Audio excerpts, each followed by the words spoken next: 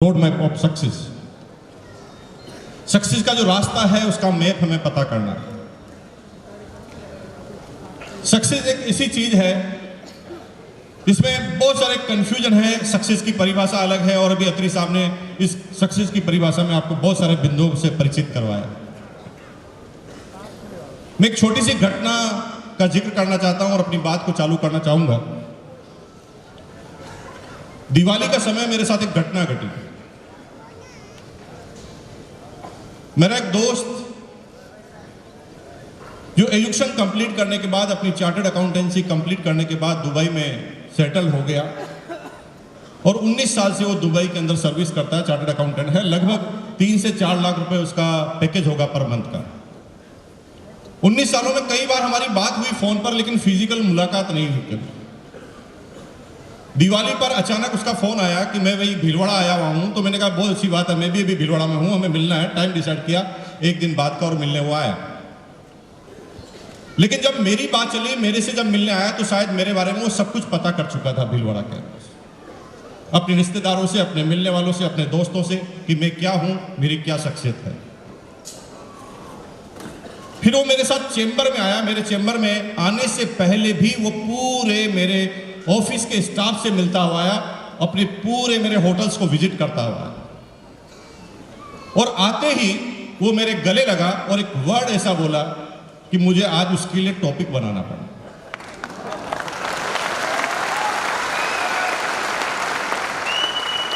अत्री साहब ने बोला, ठीक वही बात बोली। मुझे उसने बोला, मुकेश ग्रेट, मजा आ गया तुझे देखकर, क्या किस्मत लिखा के आया है। फिर उसने कंपैरिजन किए, पढ़ा लिखा तो तेरे से ज्यादा मैं हूं, मैंने चार्टर्ड अकाउंटेंसी की है और तूने सिंपल बीकॉम,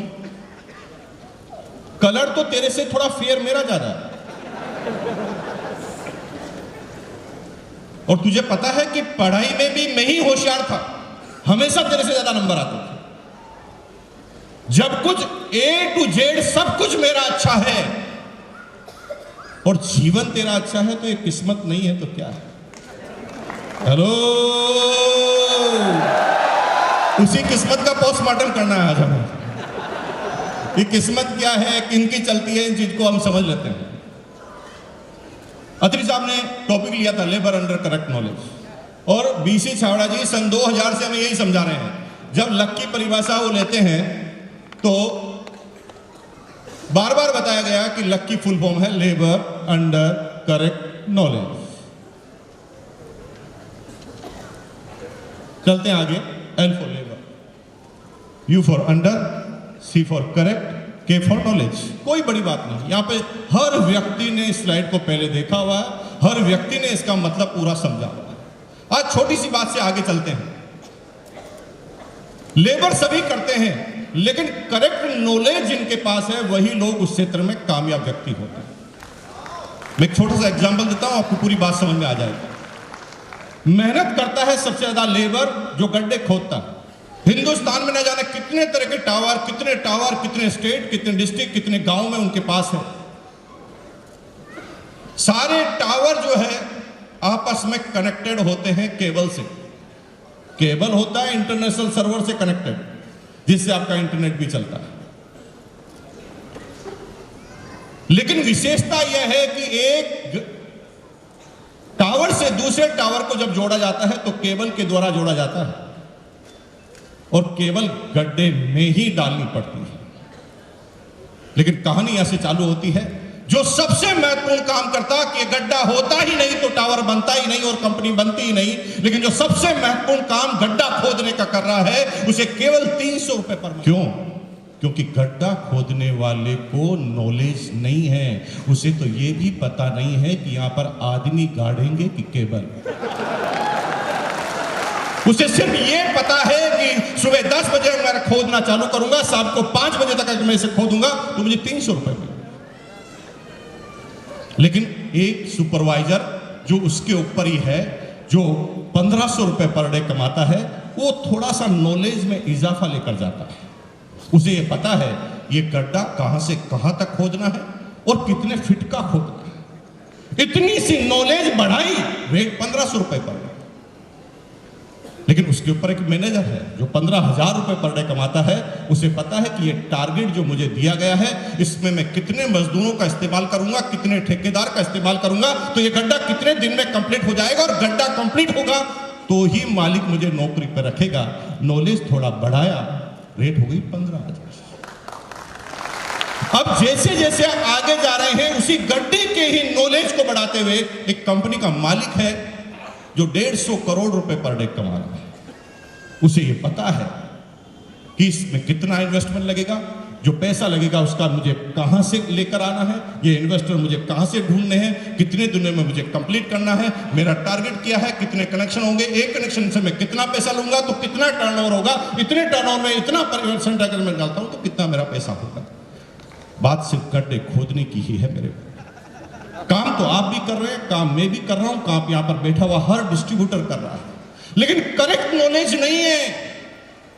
और जब करेक्ट नॉलेज नहीं होता है तो हम आदमी किस्मत पर बात डाल देते हैं, यार किस्मत ही तो ठीक नहीं है, काम तो मैं भी कर रहा हूं। देखो मीटिंग में मैं आता हूं कि नहीं आता हूं, हर सर मैं हर आपको यूनिवर्सिटी प्रोग्राम में मिलता हूं कि नहीं मिलता हूं, आपकी एक भी ट्रेनिंग मैंने छोड़ी है क्या, आरसीएम के सारे प्रोडक्ट इस्तेमाल करता हूं ना सर, आपकी जो भी बातें बताते हैं वो मैं करता हूं, फिर मेरा कामयाबी क्यों नहीं? कुछ चीजें होती है जिनके प्रश्नों के कोई उत्तर नहीं होते, वो आपको आत्म निर्णय करके अंदर से आपको चीजों को जगाना पड़ता है और पता करना पड़ता है। एक आदमी रोज भगवान की पूजा करता, रोज दान भी करता, अपनी सैलरी का कुछ हिस्सा, कुछ परसेंटेज हमेशा दान भी करता। इतना धार्मिक आदमी नहीं था उस नगर में, लेकिन जब उस नगर में बाढ़ आई ना तो उसका मकान भी बह गया।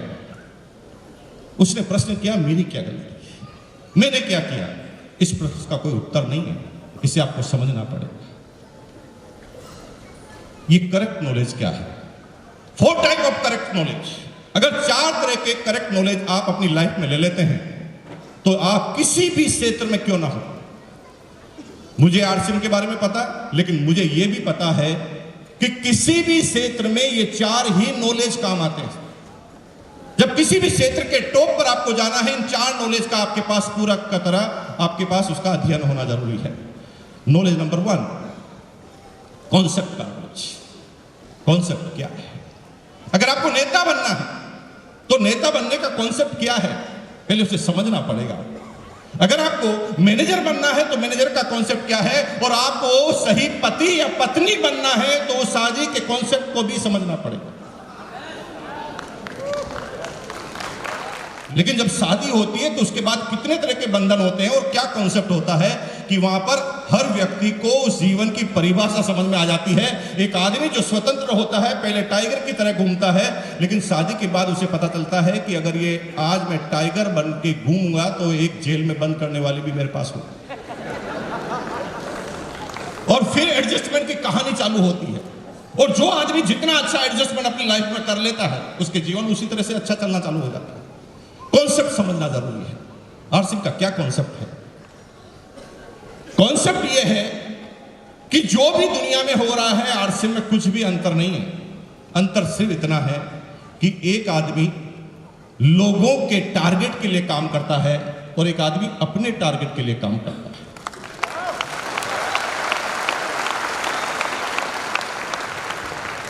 वही दुकान, वही खरीदारी, वही खर्चा, वही लाइफस्टाइल, लेकिन अब आपने इन चीजों को थोड़ा चेंज कर लिया तो वही चीज आपको अपने लेवल से थोड़ा ऊपर उठाती है, अपने आर्थिक लेवल से थोड़ा ऊपर उठा लेती है। नंबर 2, ज्यादा लंबा नहीं जाऊंगा, ज्यादा विश्लेषण में नहीं जाऊंगा क्योंकि मुझे अपने पूरे टॉपिक को खत्म करना है। सिस्टम का नॉलेज। सिस्टम क्या है? सिस्टम यह है कि पैसा आएगा कैसे। 3 तरीके का काम करने से इनकम आएगी। पहला, अपने घर के प्रोडक्ट बदलो।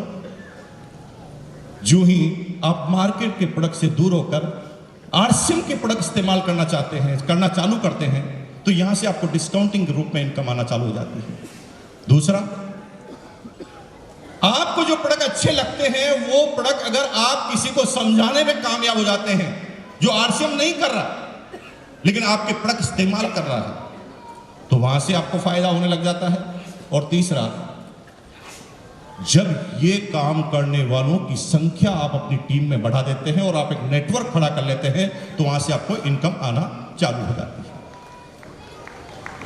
टोपी घुमाने से पैसा नहीं आता। नेटवर्क मार्केटिंग को हिंदुस्तान में काम करने वाले नेटवर्क में से भी 80% लोगों को यह पता ही नहीं है कि डायरेक्ट सेलिंग में पैसा कहां से आता है। बहुत सारी कंपनियां आती है, वो हाईलाइट करती है आपको, पैसा आएगा पैसा आएगा, मेरी कंपनी में इतनी गाड़ियां आ गई, तुम्हारी कंपनी में 40 गाड़ियां आ गई, उसकी कंपनी में 90 गाड़ियां आ गई, उसकी एनिवर्सरी हुई, वहां करोड़ों के टर्नओवर की बात हुई। अरे मेरे भाई, एक प्रश्न का उत्तर दो, ऐसी कोई कंपनी है पूरे हिंदुस्तान नहीं पूरी दुनिया में अगर ऐसी कोई कंपनी है तो मेरे से आकर बात करो, जो 15-17 रुपए किलो का नमक देकर उसमें से कमीशन आपको दे दे। अगर इस प्रश्न का उत्तर है तो मेरे से बात कीजिए।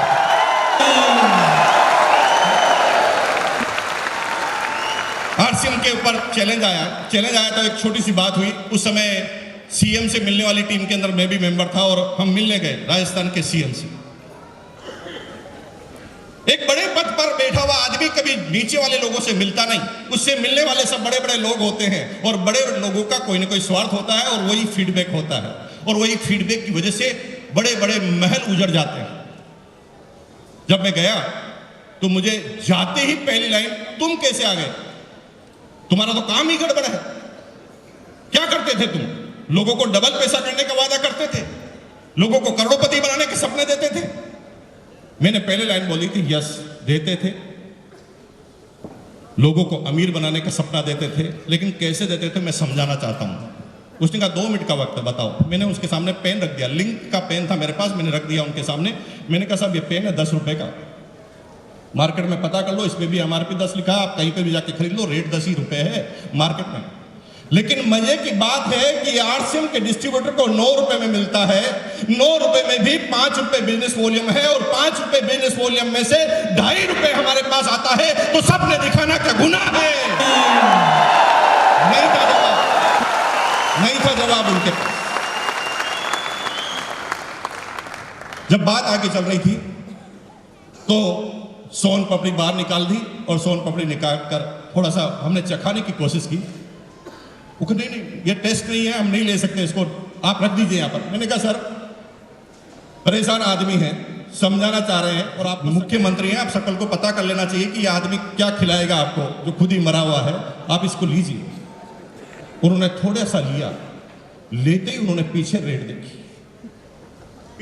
देखी तो उन्होंने कहा इतनी ही रेट है, ये अलग से प्रिंट करवा के लाए हो? मैंने कहा इतनी ही रेट है। तो उन्होंने अपने सेक्रेटरी से तुरंत बोला, अरे सोन पापड़ी तो हल्दीराम की भी तो आती है ना, कितनी रेट होगी? मैं हल्दीराम का पैकेट भी साथ में लेके गया। मैंने कहा अरे मेरे भाई, यहां पर उन चीजों से इनकम आती है जिससे अब तक हमारी कोई भी पीढ़ी इनकम नहीं ले पाई, और ये आरसीएम की पावर है। आरसीएम की तुलना करने की कोशिश मत करना, कोई आदमी 22 तक फिट नहीं होता आरसीएम बिजनेस की। 22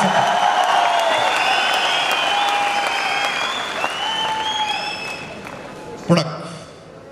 अगर नॉलेज नंबर 4 की बात करते हैं तो नॉलेज नंबर 4 में आपको नॉलेज लेना पड़ेगा प्रोडक्ट का।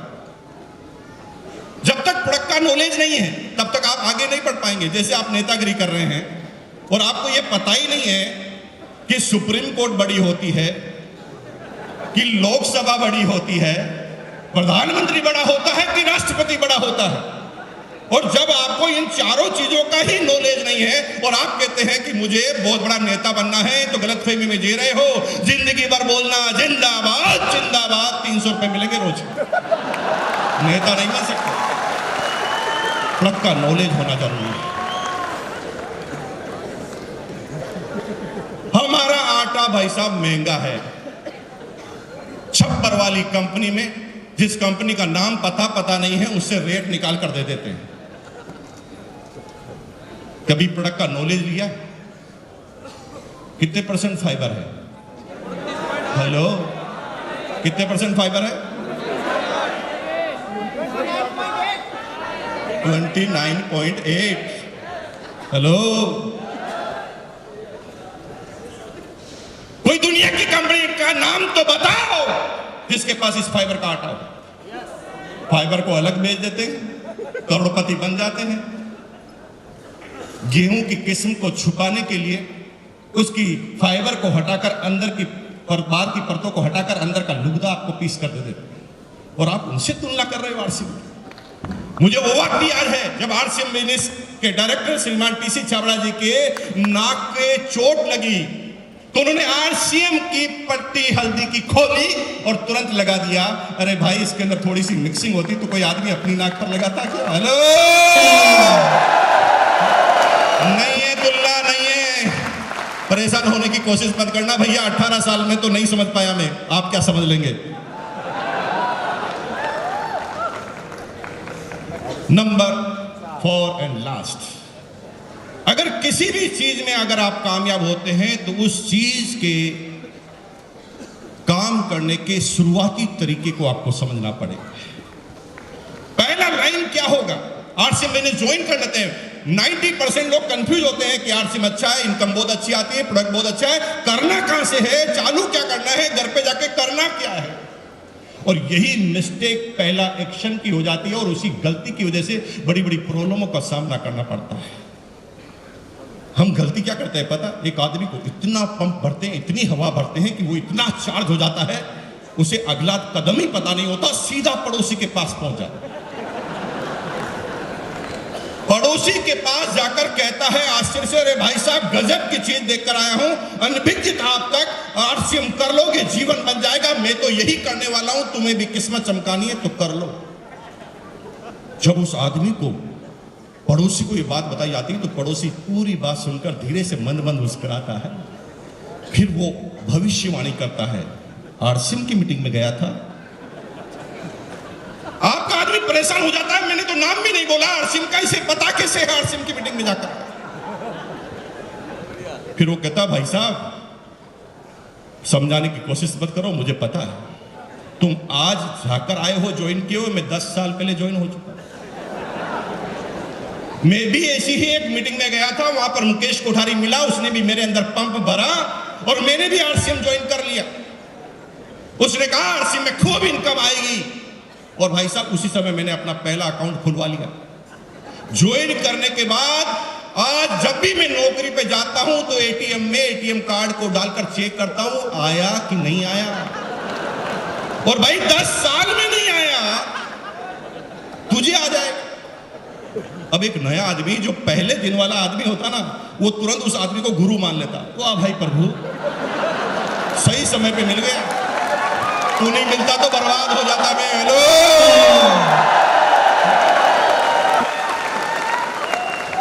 और वो आदमी स्वाहा। कितने लोगों को स्वाहा करते हैं। जब तक एक्शन पता नहीं है बात मत करो। पहला एक्शन है, किसी भी चीज में शुरुआत करने से पहले उस प्रोडक्ट की जानकारी लेकर उस प्रोडक्ट को इस्तेमाल करके देखो कि जब तक आत्मा नहीं बोलेगी सामने वाला कन्विंस नहीं होगा। नहीं होगा मतलब नहीं होगा।